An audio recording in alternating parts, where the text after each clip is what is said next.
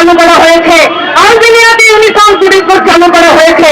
আমরা সেই উদাহরণগুলি দেখে আজকে আমাদের দেশে নারীরা যে নির্যাতিত হয়, এই নির্যাতিত নারী অনেক সময় একটা মামলা করার সাহস পর্যন্ত করতে পারে না, কারণ তার পায়ের নিচে মাটি নাই, কারণ তার যাওয়ার কোনো জায়গা নাই, কারণ তার অর্থনৈতিক স্বাবলম্বিতা নাই, তার অর্থনৈতিক শক্তি নাই।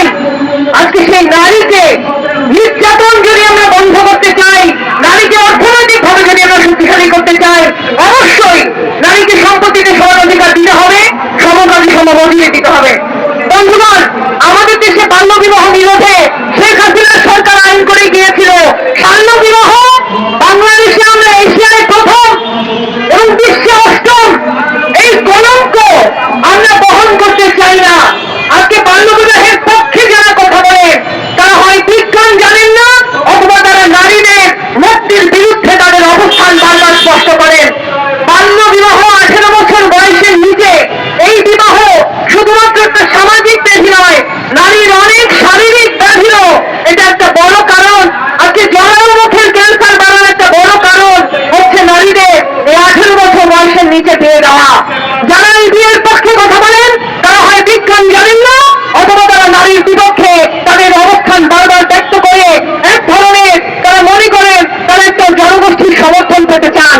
আমরা পরিষ্কার করে বলতে চাই, আজকে বাল্য বিবাহ একদিকে সামাজিক ভাবে যেরকম আমাদের পিছিয়ে দিচ্ছে, আবার নারীর যে শারীরিক স্বাস্থ্য, সেই স্বাস্থ্যের জন্য বৈজ্ঞানিক ভাবে এটা ক্ষতিকর হিসেবে প্রমাণিত।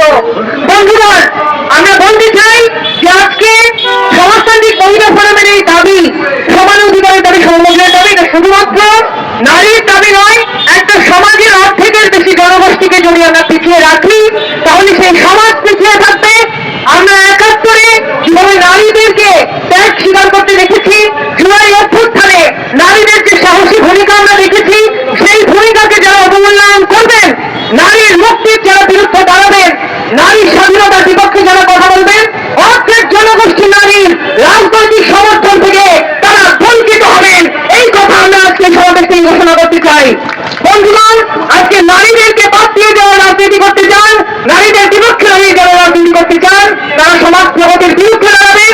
তারা এই নারী জনগোষ্ঠীকে পিছিয়ে দিয়ে বাংলাদেশকে পিছিয়ে দেওয়ার রাজনীতি করবেন বলে আমরা মনে করি। আমরা আশা করব সকল রাজনৈতিক সংগঠনের শুভমুখী উদয় হবে এবং নারীদের সমান অধিকার, এটা যে দেশকে এগিয়ে নেওয়ার জন্য প্রয়োজন, সেই উপলব্ধি